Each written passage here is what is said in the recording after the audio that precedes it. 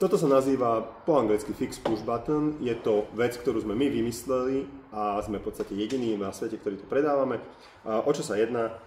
Vždy, keď dáte akýkoľvek závažie na vaše zadné sedadlo na F3, či sú to F3S, alebo je to F3 limitka, dokonca RT-čkách, motorka to vyhodnocuje, ako že tam niekto sedí. A teraz sa rozprávame o tom, že tam môže byť iba taška, alebo státe tam stan. A motorka sa spomalí, motorka vás nepustí toľko do zákrut, proste si bude myslieť, že tam niekto je, i keď tam vo veľa prípadoch máte iba tašku.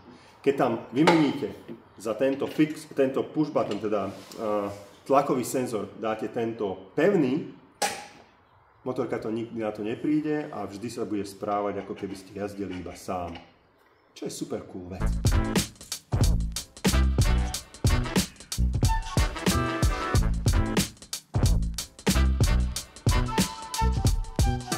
Penové rúčky, no pretože tie štandardné sú dosť tenké a tieto okrem toho, že máte väčší komfort v rukách a ešte odstránia vibrácie, ktoré sa prenášajú cez riaditka. Super upgrade, veľmi efektívny a cenovo dostupný.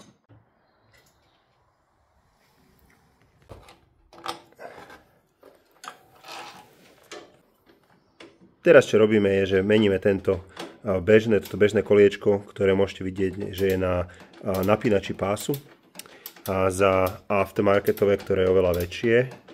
Ale hlavný dôvod, alebo hlavný koment, čo vám teraz ukazujem, je treba vymieňať koliečka. To je taký dôležitý topik. Nie každý vie. Na F3S-kách už belt tensioner, čiže napínaky pásu, nedávajú.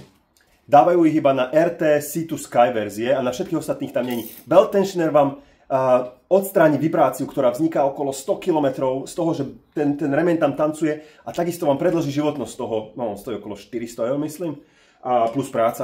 Takže belt tensioner je dobrý. S čím ja mám tam problém, a ešte sa vrátim, vymente si koliečko, skontrolujte si ho, potrebujete ho meniť každých 15, 20 alebo 25 000 km, plus minus podľa opotrebenia. Čo ja tam chcem povedať je, s čím nesúhlasím, ja som to povedal zákazníkovi, Marek, povedal som ti to,